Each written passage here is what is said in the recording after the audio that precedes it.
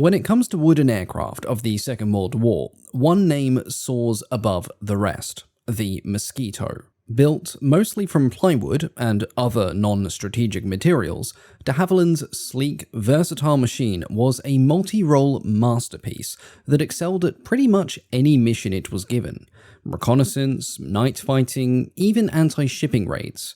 It became one of the most respected and admired British aircraft of the entire conflict. The Mosquito's speed and agility was so impressive it could often outrun enemy fighters altogether. It didn't need defensive guns because, frankly, nothing could catch it. It delivered pinpoint bombing runs with minimal losses, and even pulled off bold, low-level attacks on targets like the Gestapo headquarters in Oslo. Another mission saw 3 Mosquitoes bomb Berlin in broad daylight and return home unscathed. Naturally, within the German Luftwaffe, this caused something of a panic. Enter Germany's own attempt at a wooden wonder. Unofficially nicknamed Moskito, and officially designated as the Focke Wulf TA-154, this aircraft was supposed to be the Reich's answer to the Brits' beloved Mozzie.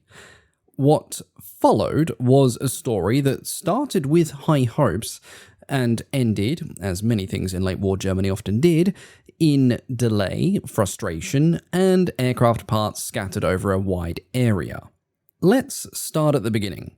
By 1942, Allied air raids were increasing, and the Luftwaffe's bombing force, along with modified Bf-110s and Ju-88s, was struggling to retaliate in force. Something faster, easier to build, and ideally made out of non-strategic materials was needed. General Field Marshal Erhard Milch saw an opportunity. Germany still had plenty of Junkers Jumeau 211 engines, 1300 horsepower inverted V12s, and he wanted to make use of them. He also liked the idea of saving on aluminium for other projects, so he pushed for a wooden aircraft. Now, this was not done as a direct attempt to imitate the Mosquito, as the type was yet arriving in numbers so early in 1942, but as the year went on, the Mosquito's early successes would reinforce Milch's decision. For the design, a twin-engine layout was chosen, since building long-range 4-engine bombers in large numbers was, how should we say, a bit of a challenge for the German industry at the time. To be fair, Germany could build 4-engine bombers if it wanted to, they just never did it very well or in large numbers. Between material shortages, doctrinal confusion, and an overworked industry, twin-engine designs were simply more realistic. The challenge of producing this fast bomber was taken up by manufacturer Focke Wulf. Professor Kurt Tank took personal charge of the project, and under him the design was managed by Ludwig Mittelhuber, one of Focke Wulf's top structural engineers. With a background in stress analysis and a knack for unconventional construction methods, he was a solid choice for leading what was a very unconventional project. Their proposal was simply called Design 1, a high-speed bomber made using mixed materials and powered by 2 Jumeau 211 engines. The construction would be 50% wood, 39% steel, and the remaining 11% made up of fabric, duralumin, and other unspecified materials. The wooden structure used laminated beech plywood and bonded pine, with the vital adhesive being a heat-cured resin known as Tegofilm, produced exclusively by the Goldschmidt Company. To minimize structural weak points, the wings would be built as a single unit, one solid wooden 2-spar structure shoulder-mounted onto the fuselage.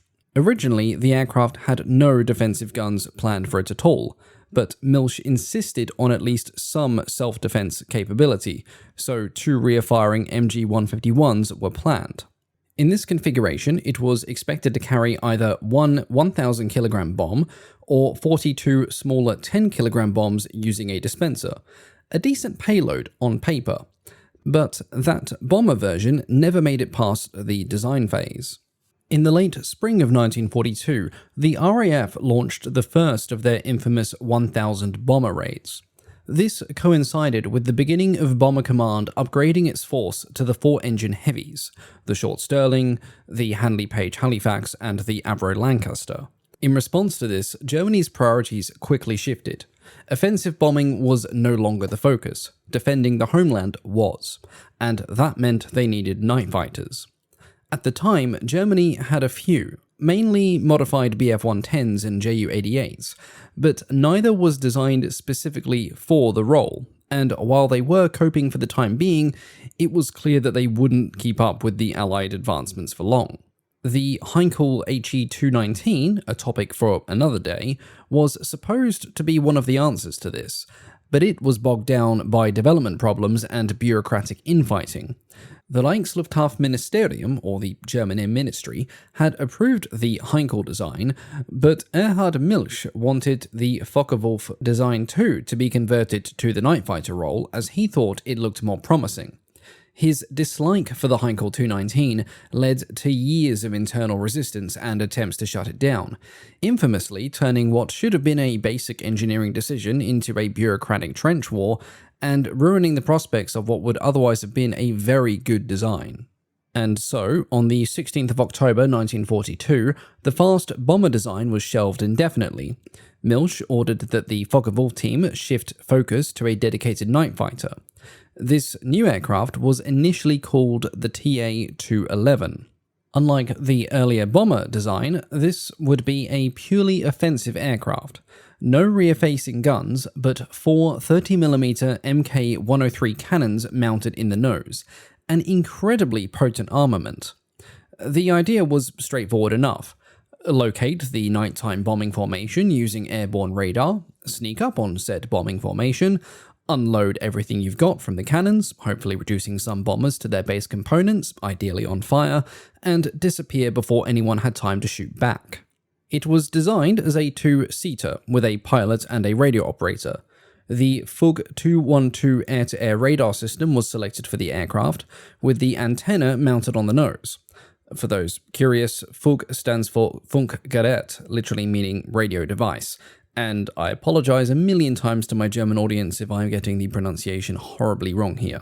The avionics also included the Focke 17 VHF transceiver, the Kay.A.L G6 direction finder, the Focke 101 precision altimeter, and the Focke 25 IFF system, meant to reduce the risk of accidentally shooting down one's own friendly aircraft.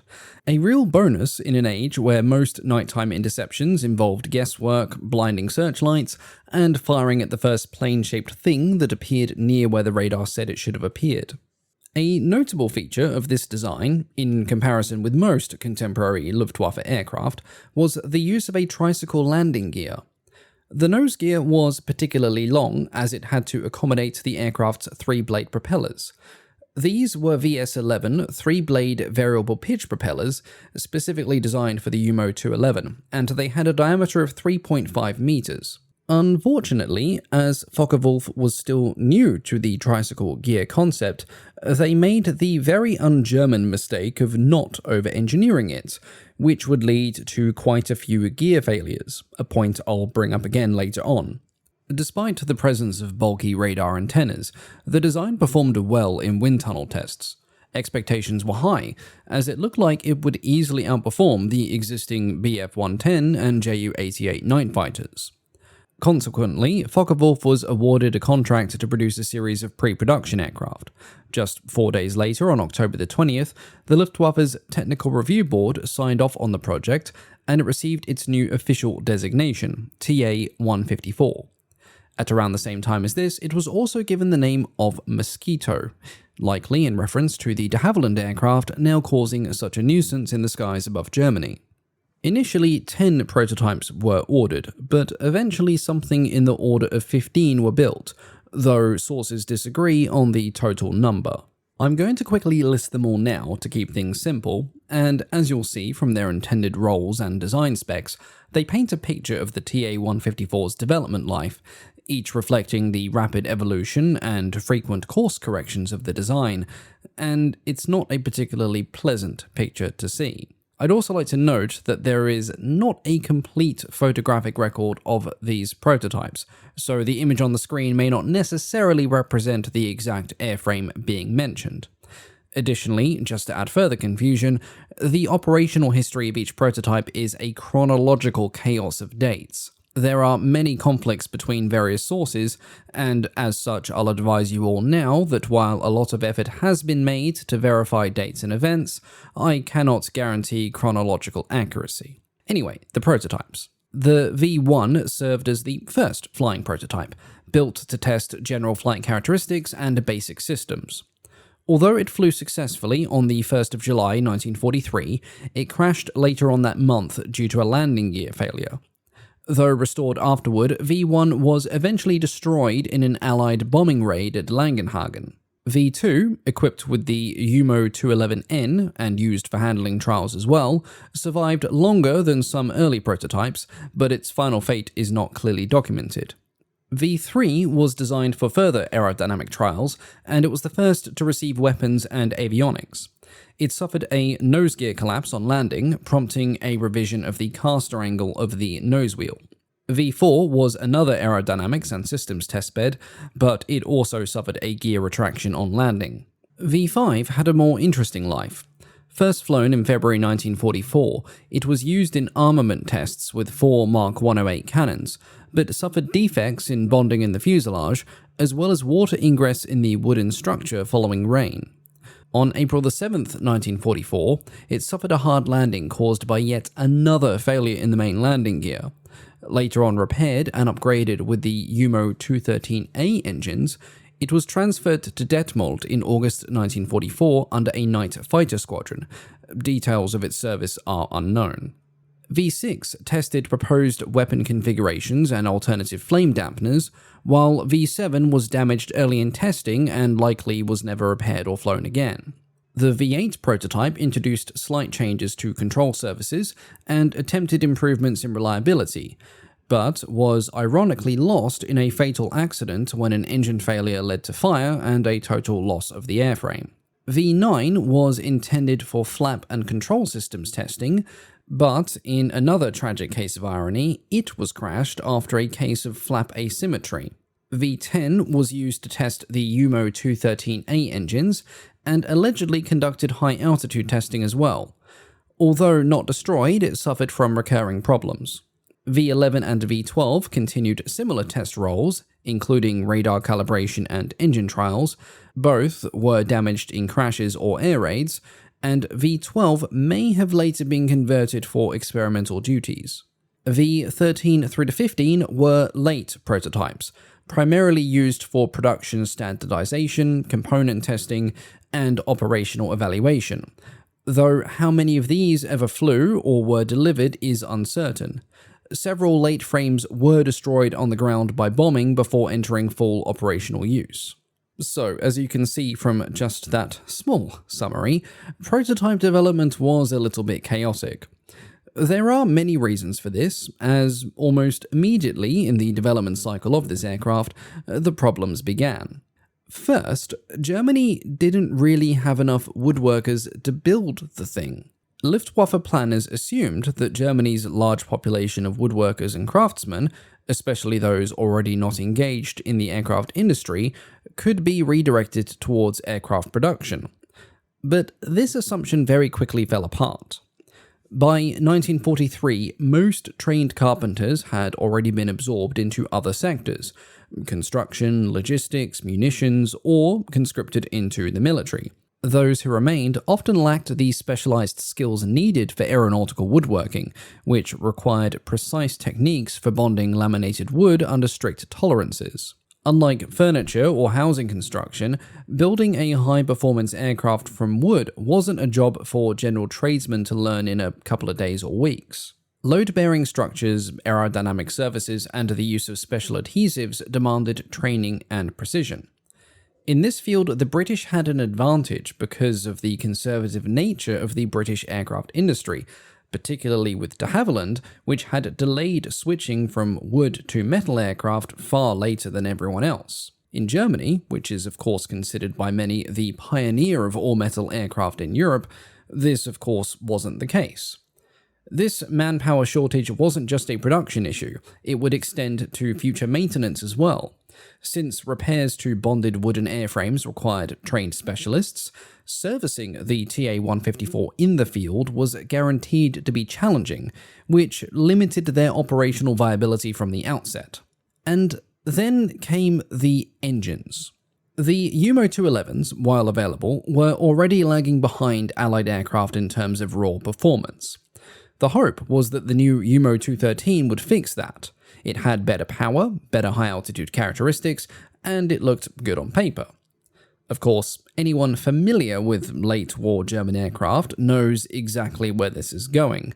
The UMO-213 was delayed, and delayed again, as one might expect from an engine described as currently in development for 1942. Still, there was enthusiasm. Several departments began calling for high-performance variants of the TA-154. Some wanted it fitted with GM-1, a system for injecting nitrous oxide into aircraft engines to increase high-altitude performance. Others were asking for a command variant, or a reconnaissance variant, or both. Suddenly, the aircraft that couldn't yet fly was already being eyed for multiple roles, and this was a classic case of optimism outpacing production logistics. Now, speaking of logistics, to protect against Allied air raids, construction was spread out across multiple sites, Silesia, Thuringia, and Voth among them. As it turned out, this was a very smart move, because throughout the aircraft's design, development, and small production phase, the TA-154 would be relentlessly targeted by the very thing it was supposed to stop, Allied bombing raids. Now, when the first prototypes were finally completed, the problems continued to get worse, though things did have something of an optimistic beginning. On July 1st, 1943, the TA-154 V1 prototype took to the skies for the first time. At the controls was test pilot Hans Sander, with Kurt Tank himself riding along in the observer's seat. The flight was completed without incident, and both Sander and Turk reported that the prototype seemed to possess remarkable performance. This was put to the test when it was transported to the Rechlin testing ground and flown in a series of tests in competition with the Heinkel 219A and the Junkers 388, both of which were competing for the night fighter role. The TA-154 soundly outperformed its rivals, supposedly reaching an astonishing top speed of 700 km per hour, or 440 miles an hour, and demonstrating nimble handling at both high and low speeds. But, and oh, this is a big but, the reason the V1 prototype performed so well was because it didn't have a heavy radar or bulky antennas or weapons installed. The other two did. As mentioned briefly earlier, the first two prototypes were never tested with full armament or avionics installed. They were used solely to test the airframe's flight characteristics. The V3 prototype was the first fitted with armament and radar. It was equipped with two 20mm MG-150-120 cannons and two 30mm Mk-108s. However, it's unknown if it was tested with ammunition or a simulated ammunition load. What is known is that the V3 became the general template for the rest of the pre-production prototype series, which became designated as the TA-154A. Now, unsurprisingly, when the V3 prototype took flight, with its complete avionics suite and heavy guns, performance-wise, things were a bit different. The added weight of the guns and the drag of the 32 dipole antenna on the Focke 212 radar slowed it by around 75 km per hour, though it still retained a slight speed advantage over the Heinkel 219 in comparably equipped form. This was not a degradation limited to the V3. Later prototypes added radar complexity, flame dampeners, and heavier antenna arrays, all of which increased both weight and drag. In a design that was already working with underpowered engines and structural limitations, every added kilogram or drag-inducing change made performance slip further away from the original design specs. This problem was further exacerbated by the aircraft's construction. On paper, wood looked like a light material. In practice, of course, achieving the same structural strength as metal required more material, and in particular stronger bonding agents to cope with the stresses and loads. This meant more mass, more joint complexity, and more potential points of failure, something which would come back to haunt the TA-154 later. Even with the proposed addition of GM1, the aforementioned performance-boosting system, the numbers weren't encouraging. Top speed was just 580 km per hour, 35 below predictions, and the service ceiling also came up short at 9,400 meters instead of the projected 10,400. Across the board, performance fell roughly 5 to 10% short of expectations. Not catastrophic, but enough to reduce confidence. The result was that the UMO-211 powered versions, the A series and the planned but not built B series, were cancelled. Attention shifted to the new TA-154C series, which would feature the more powerful UMO-213 engine. The most interesting design change found in the C variant was a planned ejection system, and I say planned because I have been unable to verify the integration of said system, though some sources allude to it. Of course, it's not an ejection system like the ones we know today, but it's not without merit. Instead of going up, the pilots would be rotated and ejected downwards, headfirst, through the bottom of the fuselage. This was felt necessary because the engines, and more worryingly their propellers, were mounted right next to the cockpit. Bailing out when the aircraft was doing anything but flying in a perfectly straight line was considered highly risky. Hence the proposal for this system. Unfortunately, the aforementioned improved engines weren't expected to arrive until summer of 1944, and when they did arrive, they were already overcommitted. The Focke Wulf 190D and the Junkers Ju-188 had first dibs, leaving the TA-154 with little hope of getting any in quantity. In the meantime, the prototypes had to make do with the older JUMO-211F and N engines, again. And just when it seemed like things couldn't get any more frustrating, they did. Static weapons testing revealed serious vibration issues. In fact, during firing trials, the aircraft experienced what the engineers politely described as loss of fuselage components, which is a very formal way of saying that it was shaking itself apart. Oberst Diesing, head of planning at the RLM, wasn't impressed. He told Kurt Tank that the aircraft was unsuitable for normal pilots. The added weight and drag of the guns and updated equipment had ruined the excellent handling found on the first prototypes. Control forces were excessive, the handling unpredictable, and worst of all, when you pulled the trigger, you risked damaging your own plane more than the enemy's. And then there was the crashes to consider. The first occurred on July 31st, 1943. The V-1 prototype had a hard landing, and both main landing gear struts collapsed. Reinforcements were attempted on the design, but landing gear problems would continue to haunt the aircraft. On February 18, 1944, the V-4 prototype suffered a gear retraction on landing, most likely caused by an electrical fault this time. And 10 days later, on February 28th, the V-3's nose wheel collapsed on touchdown. Now, some teething issues were expected, but the incident with the V-3 prototype was more serious than most. In the accident, the entire front section of the wooden fuselage was destroyed.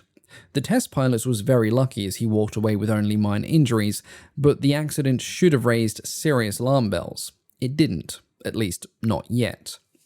On April the 7th, there was another gear failure. One of the main landing legs collapsed on touchdown, and the pilot this time managed to improvise a landing on the remaining gear and a wingtip, points for style, but the pattern was becoming painfully obvious. And then, just 11 days later, the TA-154 would suffer its first fatality. On April the 18th, prototype V9 experienced asymmetric aileron extension during landing. The split flaps deployed, but one aileron failed to lower. The aircraft rolled hard to the right, struck the ground with a wing, and crashed. The pilot survived with injuries, but the observer, H. Meyer, was killed.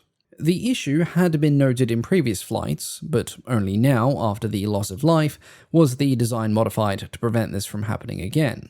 Now, as if that wasn't enough for one day, another prototype was damaged just hours later when its landing gear door jammed, forcing a belly landing. After this, engineers formally requested the addition of a landing skid, just in case the gear failed again, which it would, frequently. But it wasn't the landing gear that caused the next deadly crash. This time, the problem was much bigger. It was the aircraft's entire design philosophy. On May 6, 1944, TA-154 V8 took off near Goslar, with crew members Otto and Rettig aboard.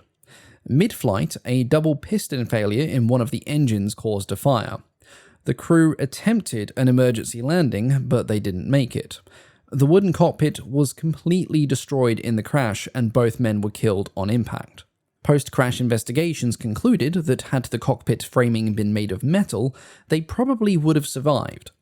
The response was an immediate order to amend the design. From this point forward, all future TA-154s would feature a metal nose and a forward fuselage.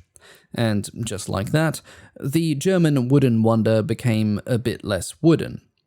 A plan to entirely convert the fuselage to metal was later proposed for the C variants, but this was never adopted before production was terminated. Spoilers. This change wasn't just about crew safety, though.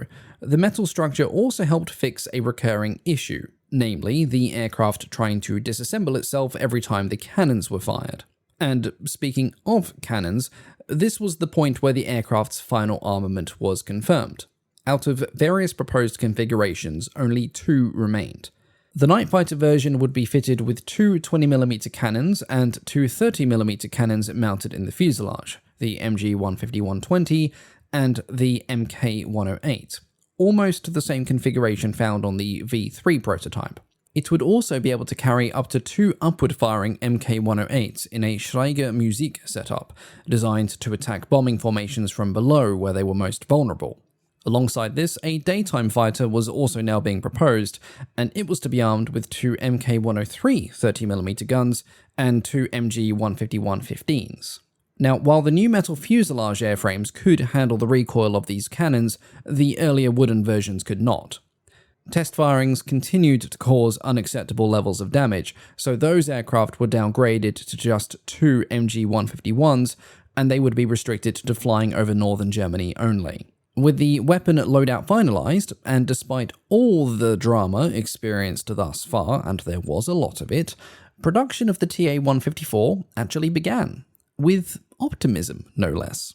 Admittedly, the plan was ambitious. Phase out the Junkers Ju-88, the Messerschmitt Bf-110 and Dornier Do-217 night fighters, and replace them with a new generation of night fighters, the TA-154 and the Heinkel 219. Production goals were lofty. 250 aircraft per month by November 1943, rising to 500 or 600 per month in mid-1945. Now, sources do conflict on these later numbers. It was a bold, aggressive, and utterly hopeless target. By now, reality was starting to bite, and bite hard.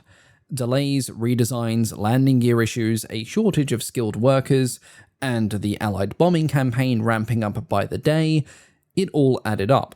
But one issue more than any other would seal the TA-154's fate: glue. For a wooden aircraft, proper bonding was essential. The British knew this all too well with the de Havilland Mosquito, which owed much of its success to high-quality adhesives and obsessive quality control. German engineers also knew this, and they had been relying on a synthetic glue called Tegofilm, produced by the Goldschmidt Company. It was applied dry and cured by heat, which allows for high-quality bonds that are free from internal voids and warping. It was strong, reliable, and most importantly, it was chemically neutral. Unfortunately for the Germans, Allied intelligence also knew this. On the 29th of May 1943, they launched an air raid targeting the Goldschmidt factory. The facility was destroyed, and with it the only dependable source of adhesive for the Focke Wulf TA-154. There were other chemical companies in Germany, notably Dynamit AG, but none with the right process or experience in producing this specific type of adhesive. The replacement glues supplied to Focke Wulf were poorly optimized for the TA-154's specialized construction. They cured unevenly, introduced moisture, and worst of all, were slightly acidic. This meant that over time, they degraded the very wooden structure they were supposed to be holding together.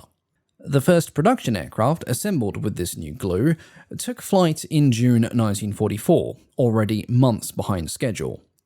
It was promptly lost when it suffered catastrophic wing failure during high-speed flight. This was not an isolated incident. Reports indicate that at least 2 other TA-154s were lost in similar ways, and several more suffered from severe structural degradation. Initially, the losses put Kurt Tank in very hot water. He was accused of sabotaging the project, and it was not until a special tribunal conducted a full investigation that he was exonerated, receiving a rare personal apology from Hermann Goering. The glue problem was never fully solved, not for the TA-154 at least. In fact, it wouldn't be until the Heinkel 162 project that Germany managed to get a handle on bonded wooden airframes again, but by then the TA-154's time had run out. The cancellation of the TA-154 came in August 1944, and while the project had been stumbling for months, it was the glue that finally killed it. Production had continued to slow as the war turned against Germany. Allied bombing raids struck repeatedly, damaging factories and destroying both test and production aircraft, many of which never even made it off the ground. Delays stacked up, confidence dropped, and finally, with airframes literally disintegrating mid-flight, Goering and Milch had had enough. On August 2nd, 1944, Milch officially terminated the project. No more work on unfinished airframes, no more testing, and in his own words, it was forbidden to use even one more drop of gasoline for the TA-154. Any use of fuel would be treated as sabotage. And being accused of sabotage in late war Germany was not something you wanted to be exposed to. And that was the end of it. All told, just something between 30 and 50 TA-154s were completed. The numbers vary depending on how you count prototypes, damaged frames, and the airframes that were modified so often that they got new registry numbers every time someone touched them with a wrench. Of those, most were test aircraft. Only around 7 to 12 production models ever reached operational units, and almost all of these went to Night Fighter Wing 3. These units were based in northern Germany and in the Baltics, where they attempted to intercept RAF nighttime bombers, but there's no firm record of them operating the TA-154 in combat sorties. They operated other night fighters instead. At best, the TA-154 saw limited evaluation and familiarization flights. A few were spotted by Allied reconnaissance, but parked near more established aircraft like the Ju-188 as they were getting strafed on the ground. And that, it seems, was about the extent of their frontline service. But even with the project cancelled, the Luftwaffe still had plans for the surviving airframes, and some of them were a little unhinged. One idea was to convert early TA-154s into so-called Pulk-Zerstörers, or formation destroyers. The concept was to load the aircraft with explosives and an autopilot. The pilot would guide the plane towards an enemy bomber formation, bail out, and let the unmanned aircraft fly into the formation and explode. In theory, it could take out several bombers at once.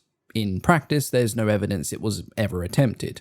There's no records of conversions, no Allied reports of rogue, suicidal German Moskito knockoffs barreling through bomber formations, and the idea, like so many others, appears to have stayed firmly on the drawing board. A slightly less insane, but still very destructive concept was the Mistel variant. This wasn't new.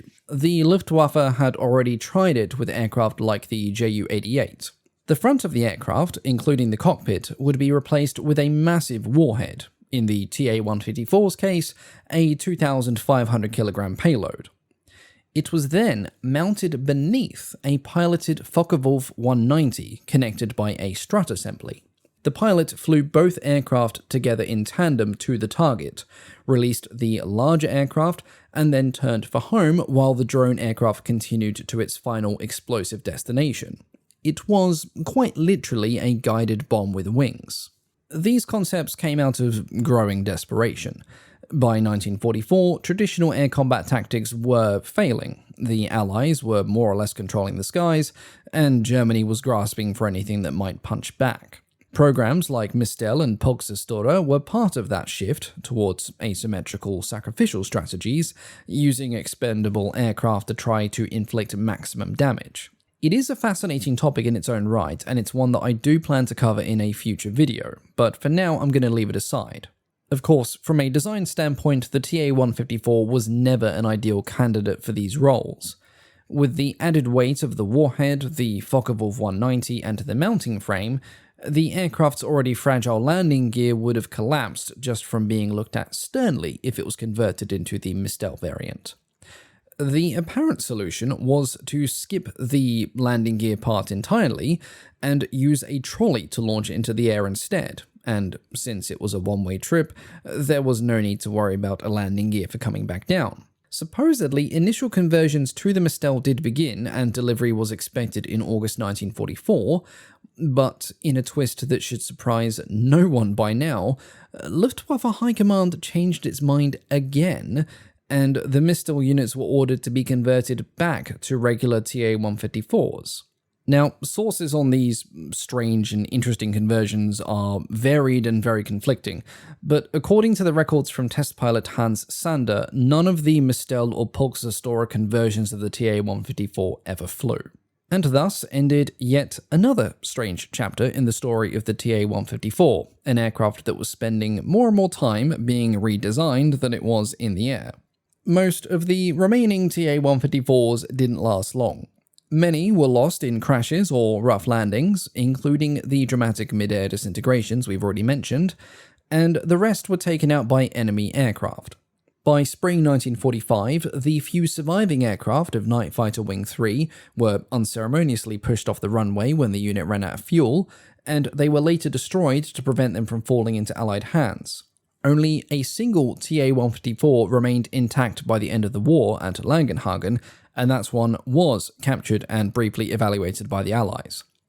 Today, of course, no complete TA-154s survive. The aircraft's short and troubled production run, combined with its equally short lifespan, saw to that. There is, however, a full-size replica of the front fuselage on display in Germany, a small reminder of what might have been. The TA-154's legacy could be summed up as one of extreme anticlimax. Touted as Germany's answer to the de Havilland Mosquito, and proposed in no fewer than half a dozen different roles, it never materialized into any of them. There wasn't really one single cause of failure. Instead, as we've already seen, it's something along the lines of a death by 1,000 cuts. The underpowered engines, the fragile landing gears, the cockpits that didn't stand up to crashes, the wooden structure that couldn't handle its own weapon recoil, and of course, the poor glue replacements, acidic, unreliable, and quite literally the thing that stopped the aircraft from holding itself together. Yeah, it all contributed to its downfall. An improved version, the TA-254, was proposed. It would have had longer wings for high-altitude performance, a redesigned tailplane, upgraded radar, and the long-delayed Jumo 213E engines, but it never flew, and indeed it never left the drawing board. In the end, the legacy of the TA-154 isn't found in its service record, or lack thereof, but in how its many struggles highlight just how remarkable the de Havilland Mosquito really was. And yes, I know I still owe you the rest of that deep dive on the Mosquito. It is coming. A revised, much longer video on that particular wooden legend is already in the works. But that, as I so often say, is a story for another day. As always, thank you all so much for watching. And a big thank you, of course, to the Patreon supporters and YouTube members who help keep the channel going. And of course, a special thank you to our Wing Commander tier patrons, our highest tier supporters. Now, as we head into October, I'm going to put some new votes and polls up on Patreon for future topics and the video prioritization as well. So please keep an eye out for those in the coming weeks. If you've got any questions, feel free to leave them in the pinned comment below. And if you're new here or just stumbled upon this video, I'd encourage you to take a look through the channel's back catalogue, as there are quite a few videos on obscure aircraft from this era. And if you've made it this far and you enjoy what you see, please consider subscribing to appease the algorithm gods so you don't miss the next one. For now though, once again, thank you all so much for your continued support, and I will catch you all next time. Goodbye.